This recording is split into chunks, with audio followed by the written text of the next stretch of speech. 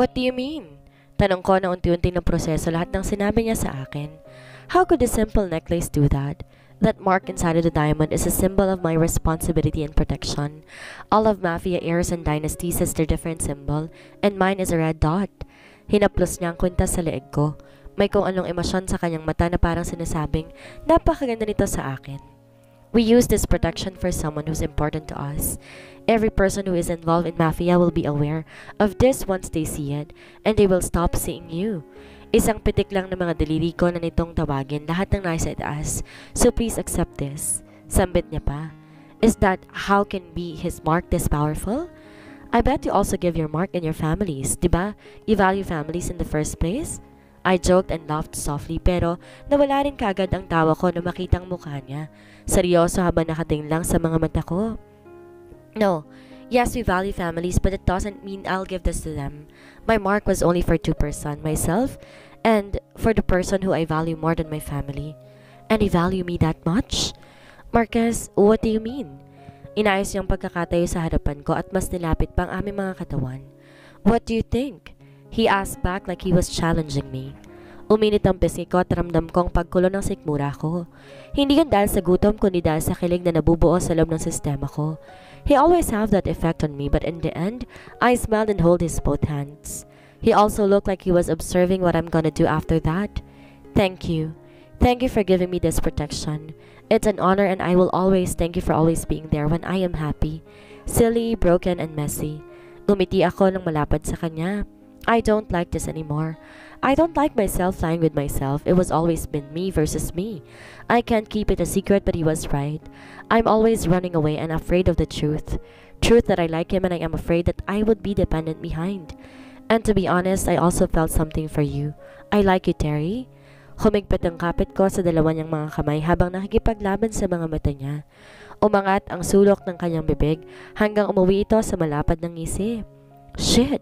You have no idea how the shit that I imagined you saying this before. Bumuo ako ng isang magilo ng ngiti sa labi. Parang natunaw ang puso ko na makita siyang nakangiti ulit. Gone being his usual self just like this. Smiling sincerely. Yung parang nakangiti lang na para sa akin, that's it. My favorite. Can I ask you something? Tumango lang siya. Would you mind me calling you Ristro? Lahat ng tao sa paligid mo yun ang itinatawag sa'yo. Nailang kong inayos ang buhok na kumakalat sa pisngi ko. Napatingin siya sa akin ng matagal. No, just call me Terry. I like hearing that from you. Nakita ko kung paano lumambot ang mukha ni Marquez. Okay, Terry then. I like it too. Nawala ang kaba sa akin kapag malapit siya. A one thing replaced it. Home. I suddenly felt comfortable around him like I loved his energy. Like it was giving me a vibe that everything's going to be okay. Umangat ulit ang isa niyang kamay sa pisngi ko habang nakatingin lang kami sa mata ng isa't isa. I then saw the one who drew closer and claimed his lips. He gladly pressed our bodies even closer as he answered my kisses more. Lumalim na ang halikan naming dalawa pero wala kaming pakialam kahit mawalan kami ng hininga. Shit, let's stop this. Hindi ako makakapagpigil kapag naulit to, lalo na kapag nakikita kong kwintas. He smiled. It really looks good on you. Akmang ibubuka ng labi ko para kausapin siya, pero kagad din yung napasara ng buhati niya akong parang bata. Automatic kong isiniksik ang mukha ko sa leeg niya. Do you mind eating or watching a movie? He asked as he put me down the black coach. Automatic na bumukas sa mga ilaw sa paligid ng sala niya pagkatapos pumasok si Marquez. What kind of food? I don't know how to cook but I have a stock of Chicken Joy, burger and milkshake in fridge. Halos kumulo ang tiyan ko dahil sa narinig. It's been a while eating those. I love that. Can we eat while watching a movie? Ngumuso ko sa kanya na dahilan para ngumiti siya. Sumang-ayon siya sa hiling ko kaya't nang bumalik siya galing ng kusina, isang tray na pagkain ang dala niya. Have you tried this before? Tanong ko habang lumalamon ng manok. Hindi niya pinansin ang pagkain pero umiinom lang siya ng red wine habang nakatingin sa horror movie. No, I never watched TV in this house since I moved here 5 years ago. Aniya tumingin sa akin na parang tinatanong kung bakit ako nagtatanong. Ngumiti lang ako at saka umiling sa kanya. Are you staying with your parents' house? No, I'm staying before in my other houses but when I moved here, it just feel like different. Lalo na makasama kita ngayon. Sabay tingin niya sa akin. Parang tanga kong kinagat ay ibabang labi ko habang pinipigilan ng kilig. Seryoso siya? Parang tanga naman.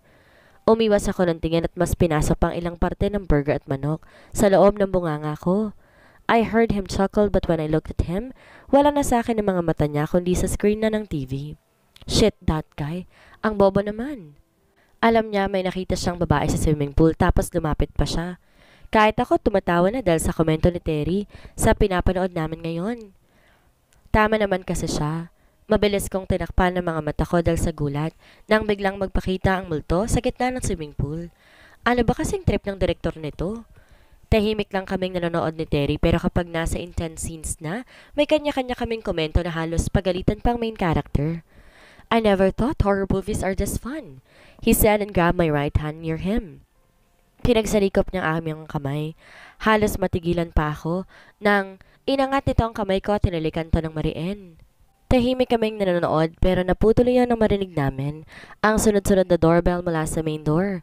We looked at each other and I nodded my head as a sign that he should open it. Stay here, love. I'll just check who that it was. He then stand up and kissed my head before he walked near the door. Di naman malayo talaga sa salang pintuan pero may ilang gabinete pa na nakaharang para makita ko kung sino ang pinagbubuksan niya. Would it be okay if he had his visitors tapos makikita ko? But we kissed and something happened to us. Hindi niya na rin ako pakakawalan for sure kagaya na sinabi niya. Napahinga na lang ako ng malalim sabay inom ng milkshake. It was a berry milkshake. I said, get the shit out of my house. Halos mabulunan ako na marinig ang matigas sa sigaw ni Terry mula doon. Kagad ako napatayo kahit masakit ang buong katawan ko. What was that? Kinabahan ako at napaisip na baka may masamang mangyari dito. What is wrong with you, bro? Hindi ka naman ganito kapag narito ako para uminom tayo, di ba? Oh, don't worry. Pwede naman tayong tumawag ng masarap na service. Dinig ko lahat ng sinabi ng lalaking pumasok ng bahay. It was like he is annoying my boyfriend. Pamilyar din ang tunog na iyon. Is that Rowan? Mabilis kong pinilit ang sariling lumakad patungo kung nasa na sila. At di nga ako nagkamali. Tama ako na si Rowan ngayon ang bisita ni Marquez. Oh shit! Bulalas ito na makita kong lumapit sa kanila. Nanlaki ang mata niya na halos hindi makapaniwala sa nakikita. Shit, wait. There is a woman in this house? Hindi pa rin siya makapaniwala. Nakita ko kung paano umiling si Marquez sabay suntok sa balikat ni Rowan na hindi masyadong malakas. Lumapit si Marquez sa akin. Napasinghap pa ako ng mahina pagkatapos ako pinaisang braso niya ang bewang ko. Rowan, this is Allison, by the way, my girlfriend. Kahit ako'y nanlaki ang mga mata katulad lang ni Rowan. Di ko lubos maisip ko nang pumasok sa isip ni Marquez at sinabi ito but then since I called for his help, we won't never let me go and that means we're official.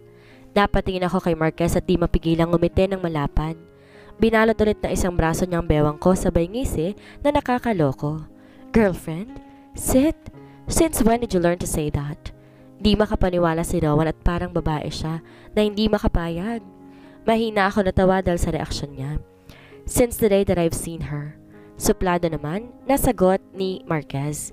Pero wala sa kaibigan ng mga mata niya. Nasa akin lang talaga. Shit! What holy moly did you do to our prince, Allison? Di makapaniwala. Natanong sa akin ni Rowan. I rolled my eyes and even raised my middle finger. Gago to? Hindi pa ba halata sa ganda ko? This ass guy was just like Xander na wala talagang tiwala sa kakayahan at kamandag ko. Do not talk to her like that and why do you care? Hindi ka na naman ba pinansin ni, what's her name, Alexa? Pananumbat pa ni Marquez. Both of them look so strong from Olympus, but hell, why are also looking like an angry children fighting over something important? Dumilim ang mga mata ni Rowan nang marinig ang pangalan na binanggit ni Marquez. Mahina akong tumawa sabay pigil sa kanilang dalawa na halos pumatay na gamit ang mga mata.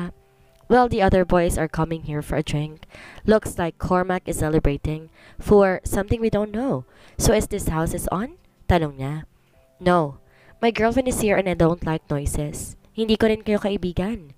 Prangkan sabi ni Marquez kaya naman napasimangot ng kaibigan na parang sobrang nasakit nang narinig niya mula sa binata. Ouch! And here we are treating you as our baby prince and friend. Sa huli tumawa ng malakas si Rowan. Napalabi ka agad ako. Right. Marquez is just 1 year older than me and I guess some of his friends are in 28 to 30 plus. Cutie! No, it's okay. It's already 8 in the evening. Tatapusin ko lang kinakain ko tapos aakit na rin naman ako. You guys can stay here, di ba? Umangat ako ng tingin kay Marquez. May pagtutol sa mga mata niya pero wala ring nagawa dahil pinanlakihan ko siya ng mga mata ko. Okay, fine.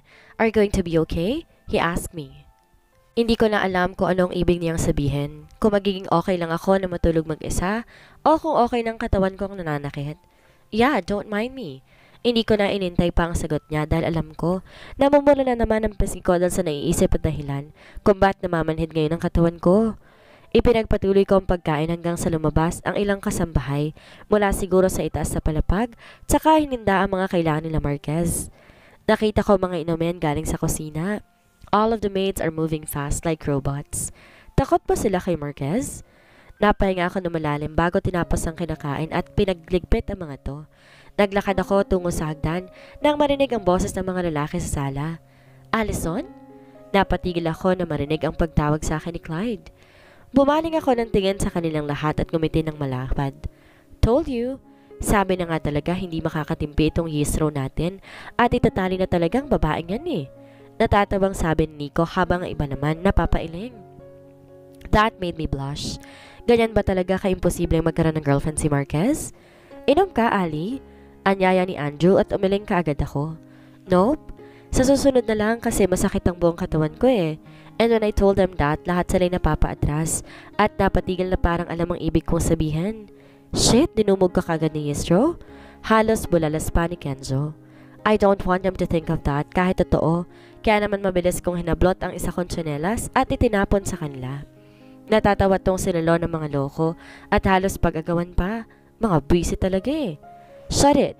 Tara na, Allison. Hinawakan ni Marquez ang kamay ko pagkatapos tumayo at tumapit sa akin. Habang naglalakad kami tungo sa itaas, ay parang naman ang hiyaw at sipol ng mga lalaki sa ibaba. Enjoy mga lovey-dubs? Binata na oh. Isa lang ibig sabihin kapag tumagal. Mga talandi. Walang forever. Di ko magawang tumawa dahil namumula talaga ang pisngi ko sa sigawan nila. Kahit kailan hindi ko expected na ganito pala ang mga kaibigan ni Marquez. Kala ko tulad sa kanya na seryoso at di masyado nagsasalita, pero kabaliktaran pala. When we both stopped inside his room at di na ako nagulat, nakagiting niya ako at sinandal sa pinto. Inangat kong aking mukha sabay tanggap ng halik niya. I could feel how he caressed my back and pulled me even closer, in gentle manner. Parang kumulo ulit ang tiyan ko dahil sa kakaibang tensyon na nararamdaman ko. Malapad ang ngiti namin sa isa't isa. Pagkatapos sumiwalay ang mga labi, he guided me to the bed. Akala ko nung humiga ako, aalis na siya. Pero manggugulat ko nung humiga na rin siya patagilid sa akin. What are you doing? Pumunta ka na sa ilalim at samahan ng mga kaibigan mo sa pag-iinom. I said but hold his hands. There is something on me telling him that he should stay in my side. I want cuddle, love. Ngumuso siya sa akin na parang bata. Nanginginig ang labi kong tumingin sa kanya. Sabay ngiti. At siksik din ang katawan ko. I could feel electric as our bodies pressing each other. It was so warm and I love it. Nakabaon ang mukha niya sa leg ko habang nakayakap sa akin na mahigpit. I closed my eyes while caressing his hair. Is your wall still sore? I'm sorry for that. Hinalikan niya na ilang beses ang leeg ko. I was groaning softly. May kiliti ako nararamdaman. Parang sobrang nakaka-addict talaga sa pakiramdam. You don't have to say sorry. I also like it and it's normal with a woman like me. Bulongkot umangat siya ng tingin at di ko mapigilan na mapangiti ng malapad. I like you so much, Allison. Kita ko yon sa mga mata niya. That's okay because I can still wait for those 3 magical words. Mind telling me about the pictures? Those are nice stolens. Asar ko but my forehead knotted when his face suddenly turned and serious again. You won't like it if I tell you where I got it. Kinabahan akong bigla sa sinabi niya, pero kailangan ko ring malaman. Just tell me please, Terry. Di siya nagsalita at biglang lumayo na lamang. Dahil sa pagtataka, napatayo na rin ako. Bakit parang wala siyang balak sabihin sa akin ng totoo? Terry? One of my rival pero into you since I visited you in the hospital. They're after you so just if you are my weakness. Lumapit ako sa kanya at niyakap siya mula likuran. Totoo ba talaga ang sinasabi niya? I promised myself not to find someone just to be my weakness. Kagaya na nangyari sa ate ko but shit. Humarap siya kaya naman natanggal ko ang mga kamay ko sa pagkakayakap sa kanya.